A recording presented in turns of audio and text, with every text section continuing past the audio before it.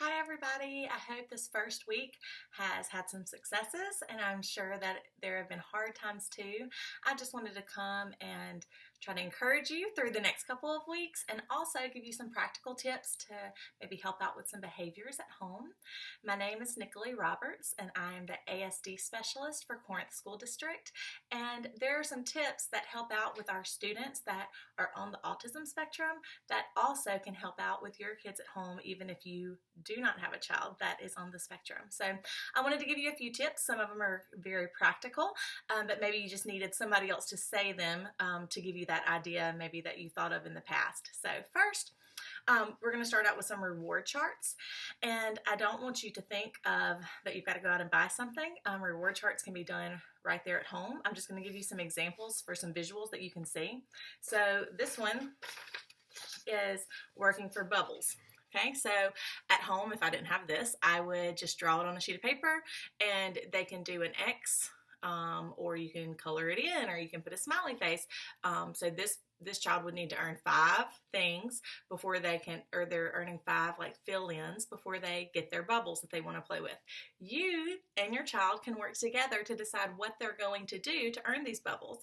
Maybe it's work that they need to accomplish. Maybe it's a chore. Maybe it's reading time. It can be 5 different things. It can be the same thing.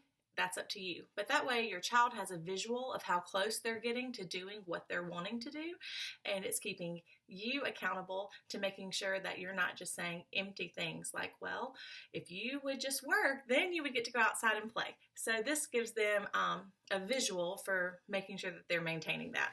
Of course, that would work for anything that they're wanting to do. Have another one of a basketball goal, and I'm sure that you have lots of different things that your children are asking to do.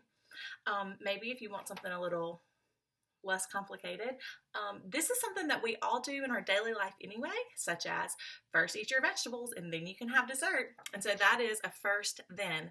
You can draw this on a sheet of construction paper. You can write it on a whiteboard if you have that at home, whatever works for your family. And you can, according to the level that your child is, you can draw pictures of what they're going to do first, and then they're going to do something else. The first thing that they're going to do would probably be a non-preferred activity. So if they really, really love math, then first they're going to read for 20 minutes or 10 minutes, depending on the age of your child, and then they're going to be able to work on their math skills. This does not have to just be a task and a reward. It can be the order that you're keeping your child on track in completing their distance learning assignments as well. Okay, something else that might be very helpful in your home is this. Really, no matter what the age of your children are, a stop sign can work wonders, because a stop sign means to stop. That's right. So I would hang this in front of a computer or in front of a video game or an iPad, and your child knows that it's off limits, and you would establish those boundaries with them. So you would need to tell them that before you put up a stop sign, or you might just have some angry kids. But that way you can keep what's off limits in your house during the time that they need to be working, or during the time that you want them outside instead of inside, and just simple visuals. And then when you remove this, they know that they don't even have to ask, that that's an open thing that they can go and do. It's one of their free options.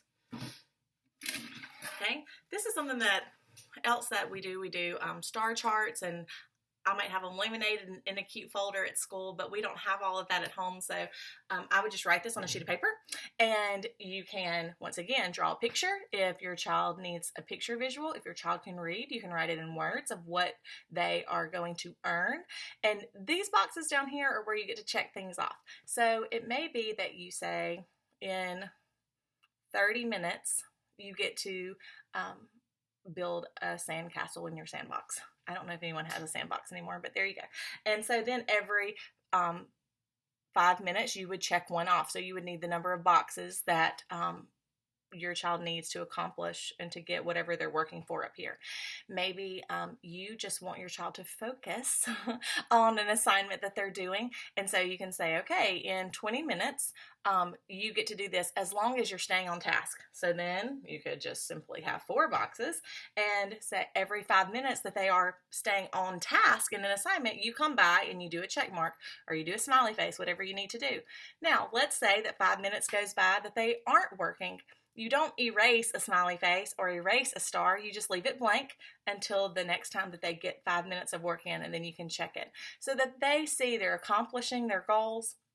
They see that they're getting closer to earning whatever this reward is up here.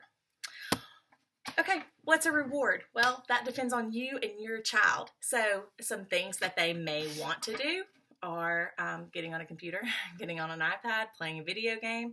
They might want to take a bath and play in the bathtub. If you've got little kids, I know that my youngest loves just playing in the bathtub. Taking a walk, playing a board game, playing with cards, painting a painting, coloring a picture, playing with Play-Doh. Maybe your child just really wants some Skittles, and they can work for Skittles too, or a bag of chips, maybe a snack that is something that they can't have until they accomplish a task. You can have a bouncy ball that they're jumping on, or playing with sidewalk chalk. The possibilities are endless, and you can make that a big reward or a small reward depending on how much effort you're wanting to get towards what they're accomplishing. So those are just a few things that I wanted to share, and I also wanted to make a note of this upcoming week is April. It's getting here fast. April 2nd is our Lighted Up Blue Day, and that is for autism awareness.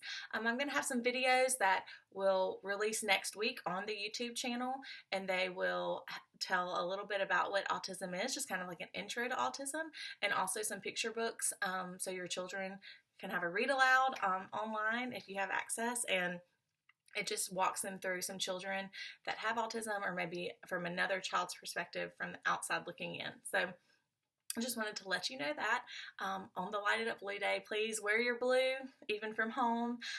Take a picture and post it to social media. You can do hashtag Distance Learning CSD. And we're also doing a Kindness Counts challenge for the month of April in light of just being aware of everyone's differences and how to be kind and how to be a good friend no matter what. So if you have any questions, shoot me an email. Would love to help you in any way that I can during this different journey that we're in, that we have all found ourselves in this month. So I hope that you are all doing well, and I hope that this helps in some way. Have a great day.